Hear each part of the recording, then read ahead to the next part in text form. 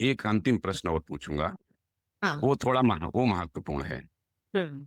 जो आपने आत्मा का कोर नेचर बताया है, सात। 7 गुण, हाँ। ठीक है, उस सात में सुख स्वरूप है, शांति स्वरूप है, शक्ति स्वरूप है, बिल्कुल। और आनंद स्वरूप है, प्रेम। प्रेम स्वरूप है।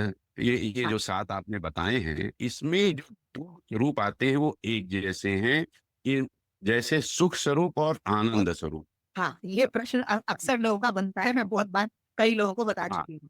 जी, तो यहाँ इसमें पर, क्या हाँ, अंतर है? यहाँ पर सुख, सुख जो शब्द है वो जी। शब्द है स्थिरता का वाचक। हाँ, इसका इसका थोड़ा विस्तार बताएं बहन जी। आपकी पुस्तक में दिया तो है, लेकिन समझ में नहीं आया। मैंने कहीं कहीं इसको क्लियर किया भी होगा इसमें है, कि, इसमें आपके गीता रहस्य में लिखा है, एक हाँ, पैराग्राफ पूरा दिया है, तो लेकिन इसका, मैं समझ नहीं पाया उसको। तो इस सुख का अर्थ है स्थिरता। और स्थिरता का अच्छा। अर्थ होता है जब मैं अपने वास्तविक स्वरूप आत्म स्वरूप में स्थित हो जाती हूँ। अर्थात मुझे, मैं आत्मा हूँ, शरीर मेरा उपकरण है, इसको मुझे अच्छी प्रकार से उपयोग में लाना है। अगर शरीर नहीं होगा तो मैं चैतन्य, जो मैं आत्मा हूँ, कैसे अभिव्यक्त हो सकती है? वो अभिव्यक्त ही नहीं हो पाएगी। असंभव है अब आत्मा का अभिव्यक्त होना। आत्मा, मैं मुंह से बोल रही हूँ, चेतना, इस चेतना के द्वारा आत्मा ही अभिव्यक्त हो रही है। पैर चलते हैं तो पैर के चलने के द्वारा चेतना ही अभिव्यक्त होती है। जितने भी मैं भोजन करती हूँ, उस भोजन के द्वारा चेतना ही अभिव्यक्त होती है। शरीर की हर क्रिया के द्वारा चेतना ही अभिव्यक्त होती है, इसलिए शरीर महत्वपूर्ण है। और आत्मा की उपस्थिति के बिना शरीर कुछ भी कर नहीं सकता, तो आत्मा महत्वपूर्ण है। शरीर शव बन जाता है। तो दोनों, अब दोनों ही महत्वपूर्ण है। उदाहरण के लिए, मुझे कंप्यूटर चलाना है तो कंप्यूटर जो उपकरण है वो महत्वपूर्ण है, और कंप्यूटर को चलाने के लिए मुझे लाइट चाहिए, बिजली चाहिए, विद्युत चाहिए। अगर विद्युत नहीं है घर में तो वो कंप्यूटर बेकार है। तो अब जब ज्ञान में इस तरह की बहुत बहुत सारी बातें जब हम समझते चले जाते हैं एक के बाद एक, तो समझते हुए, एक एक बात को समझते हुए हमारे मन के भीतर स्थिरता का प्रादुर्भाव हो जाता है। मन चंचल है, मन का जो वैसे स्वभाव है वो बहुत चंचल है। एक सेकंड में मन कुछ सोच, दूसरे सेकंड में मन दूसरी बात सोचने लगता है। तो जब हम आत्म स्वरूप में स्थित होते हैं तो हमारा मन एक क्षण में ये, एक क्षण में ये नहीं सोचता। वो हमारा जो स्वभाव है चंचलता का, वो समाप्त हो जाता है और मन स्थिर हो जाता है। तो मन स्थिर हो जाता है, तो इस, जो ये स्थिरता आती है हमारे भीतर, मन में जो स्थिरता आई है, क्योंकि वो आत्मा का स्वभाव ही है, हर आत्मा का स्वभाव है। तो हर आत्मा का स्वभाव मन के भीतर उतरेगा। भाई आत्मा कैसे व्यक्त होती है? जो आत्मा, पहले आनंद से समझे हम, या हम प्रेम से समझें। क्योंकि आत्मा का स्वभाव प्रेम है, तो वो प्रेम, जब हमारा मन स्थिर होगा तो वो प्रेम हमारे मन के भीतर झलकेगा। अगर मन स्थिर नहीं होगा तो जो आत्मा का स्वभाव है प्रेम, वो झलक नहीं पाएगा आत्मा मन के भीतर। तो यहाँ कहा है कि आत्मा स्थिर है, मन, आत्मा स्थिर है, इसीलिए मन के भीतर वो स्थिरता भी झलकती है। आत्मा के जो 7 स्वभाव बताए गए हैं कि आत्मा सुख, स्थिर स्वरूप है, यानी सुख स्वरूप है, शुद्ध स्वरूप है, शक्ति स्वरूप है, शांत स्वरूप है, आनंद स्वरूप है, प्रेम स्वरूप है, ज्ञान स्वरूप है। तो ये बता रहे हैं कि ये हर आत्मा का स्वभाव है। इनको हमें कहीं बाहर से प्राप्त नहीं करना है, ये हमारे पास है ही। इनसे रहित हम कभी हो ही नहीं सकते।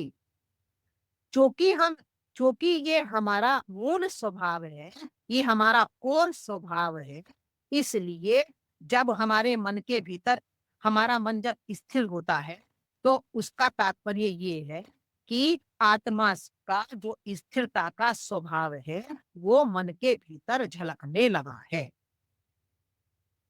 जब हम प्रेम में, मन प्रेम में होता है, तो इसका तात्पर्य ये है, प्रेम का मतलब ये नहीं है कि कोई व्यक्ति आया, मुझे बहुत अच्छा लगता है और इसलिए प्रेम का गुण मेरे मन में आ गया।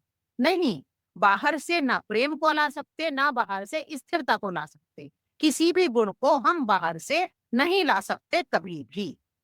ये आत्मा के गुण हैं और आत्मा के गुण ही मन के भीतर झलकते रहते हैं। ये बात अलग है कि ट्रिगर, कोई चीज ट्रिगर करती है और वो तुरंत वो आत्मा का गुण मन में झलक जाता है। अभी जो हमारी स्थिति है, अभी हमारी स्थिति ये है कि मन के भीतर आत्मा का जो स्थिरता का गुण है, वो केवल तब झलकता है जब बाहर से कोई चीज ट्रिगर करती है। मान लो मुझे सोफा खरीदने की इच्छा है और सोफा मैंने खरीद लिया, तो तो उसको खरीदने से मन में जो चंचलता बनी हुई है, वो चंचलता समाप्त हो गई, स्थिरता आ जाती है, क्योंकि मुझे सोफा मिल गया। तो मुझे लगता है ऐसा कि सोफे के कारण स्थिरता गुण आया, पर वो मेरा भ्रम है। सोफे में इस सोफे में स्थिरता लाने का गुण नहीं है। सोफा लाने से जो स्थिरता का गुण आया है, वो आत्मा का स्थिरता का गुण ही मन के भीतर उतर गया। ये एक थोड़ी सी गहरी बात है, जिसको हमें बहुत गहराई से बार बार अपने अंदर लाना है। अभी हम क्या समझ रहे हैं? अभी हम समझते हैं कि हमने शास्त्र पढ़ लिए, तो हम ज्ञान ज्ञान ज्ञान मन के भीतर आ गया। शास्त्र ने ट्रिगर किया है केवल, शास्त्र केवल माध्यम बन गया है, पर ज्ञान जो आया है वो आत्मा में ज्ञान है, वो ज्ञान ही मन के भीतर उतर गया है। तो हम इसका एक लाभ ये होता है कि अभी हम जैसे सामान्य मनुष्य हैं, तो सामान्य मनुष्य तो अभी यही सोच रहे हैं कि मैं बाहर के लोगों से ले लूं, बाहर की वस्तुओं से ले लूं और बाहर की चीजें मुझे सुख दे रही हैं। अभी हम ये समझते हैं, पर हमारा ये समझना बहुत भ्रमपूर्ण है। हमें धीरे धीरे इस गहराई में उतरना है कि बाहर की चीजें ट्रिगर कर सकती हैं, पर जो हमारे मन में उतरता है वो आत्मा का गुण ही उतरता है। नहीं बहन जी, ये जब हम बोलते हैं ना कि स्थिरम सुखम आसनम, तो किस ओर ले जाता है ये? स्थिरम सुखम आसनम, तो ये तो आसन के लिए कहा गया है कि आप स्थिरता पूर्वक सुख पूर्वक आसन में बैठे। यही कहा गया ना इसका अर्थ, जी हाँ। स्थिरम सुखम आसनम, स्थिरता पूर्वक सुख पूर्वक आसन में बैठे। तो ये तो एक अलग बात है। मतलब ये, इसमें तो केवल ये कहा जा रहा है कि आप बैठ रहे हो पर हिल रहे हो। एक में एक और कहा जाता है सुखम अनंतम आनंदम। सुखम अनंतम आनंदम, तो ये आत्मा के लिए कहा जा रहा है। आत्मा सुख स्वरूप, स्थिर स्वरूप है, आनंद स्वरूप है। बाह्य से आंतरिक की तरफ। बाह्य बाह्य से जो मिलता है उसकी हमें एक भ्रमपूर्ण प्रतीति होती है कि ये बाहर से आई, ये गुण बाहर से आए। बाहर बाहर केवल माध्यम बन जाता है। जो बुद्ध पुरुष होते हैं, उनको किसी बाहरी माध्यम की आवश्यकता नहीं होती, किसी ट्रिगर की आवश्यकता नहीं होती, किसी स्टिमुलेंट की आवश्यकता नहीं होती। ये स्टिमुलेंट की, जिसे हम स्टिमुलेंट कहते हैं, उत्प्रेरक, हिंदी में कहते हैं इसको उत्प्रेरक। तो सामान्य मनुष्य के लिए बाहर की उत्प्रेरणा की आवश्यकता केवल सामान्य मनुष्य को होती है। बुद्ध पुरुष को इनकी आवश्यकता नहीं होती, क्योंकि उसके अंदर जो ये सुख शांति प्रेम आनंद, ये आत्मा से उतरते रहते हैं, वो किसी को माध्यम नहीं बनना पड़ता।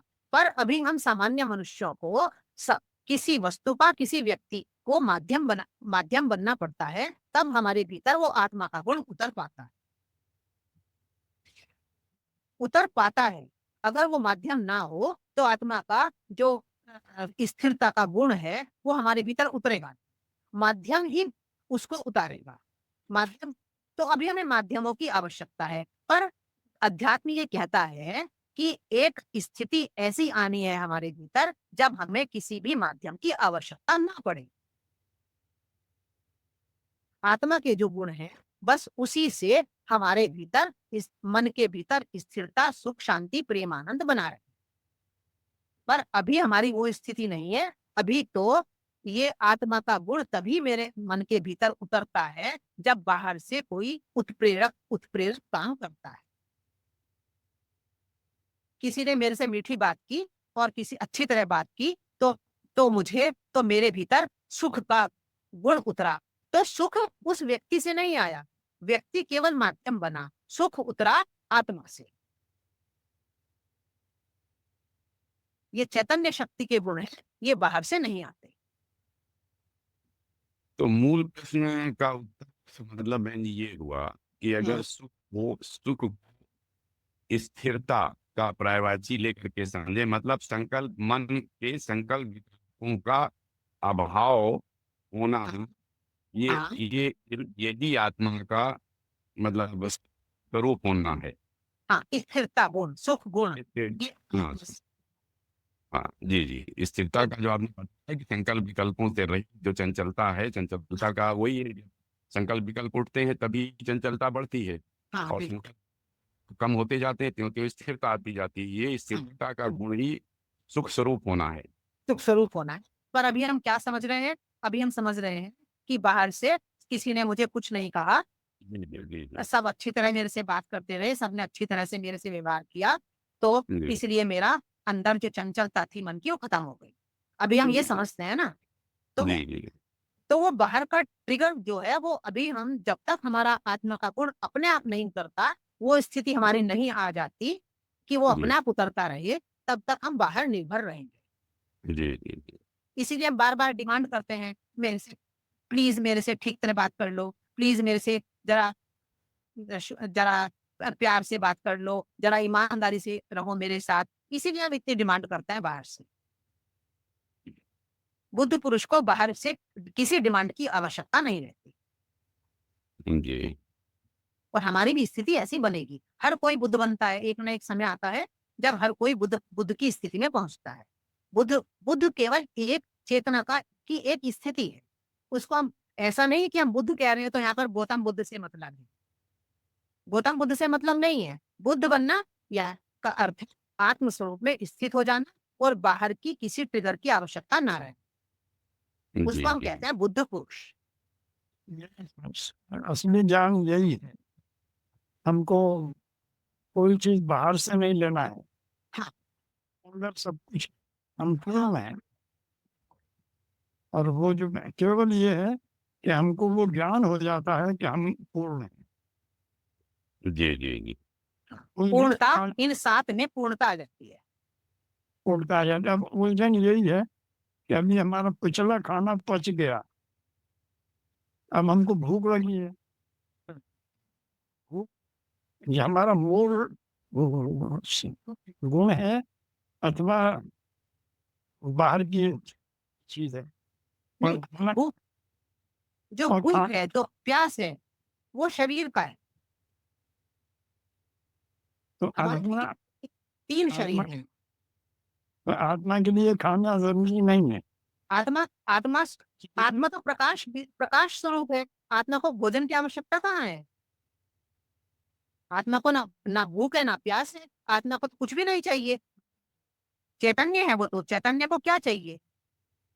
परमात्मा को क्या चाहिए? आत्मा यानी परमात्मा। भाई व्यष्टि रूप में हम उसको कहते हैं आत्मा। एक शरीर में जब चैतन्य स्थित होता है तब हमने उसको नाम दिया है आत्मा। जब वो चैतन्य सब शरीरों में स्थित होता है, समष्टि स्वरूप को हमने कहा है परमात्मा। तो आत्मा को, चैतन्य शक्ति को तो किसी भी चीज की जरूरत नहीं है, वो तो अपने आप में पूर्ण है, वो तो तृप्त है। ये शरीर की आवश्यकताएं हैं, भूख प्यास, ये जो शरीर जो उपकरण है, इनको हमें देना है। शरीर को की आवश्यकताओं को हमें देना है, उसको पूर्ण करना है। वे अपने आप पूर्ण नहीं हो सकती। तो शरीर की आवश्यकताओं को, शरीर को अलग अलग तरह से हमें सारा समझना है कि शरीर क्या है, क्या इसकी आवश्यकता है, कैसे हमें इनको पूर्ण करना है। शरीर को कैसे हमें ठीक रखना है, सम्यक स्थिति में कैसे लाना है। और शरीर के 3 प्रकार हैं, स्थूल शरीर, सूक्ष्म शरीर, कारण शरीर। मन को भोजन नहीं चाहिए, मन को प्रेम का भोजन चाहिए, और स्थूल शरीर को अन्न का भोजन चाहिए। भोजन सबके अलग-अलग हैं। फिर मन को बहन जी मन को जी मन को रोटी चावल थोड़ी चाहिए। मन को तो किसी का प्यार चाहिए, किसी का मीठा बोल चाहिए,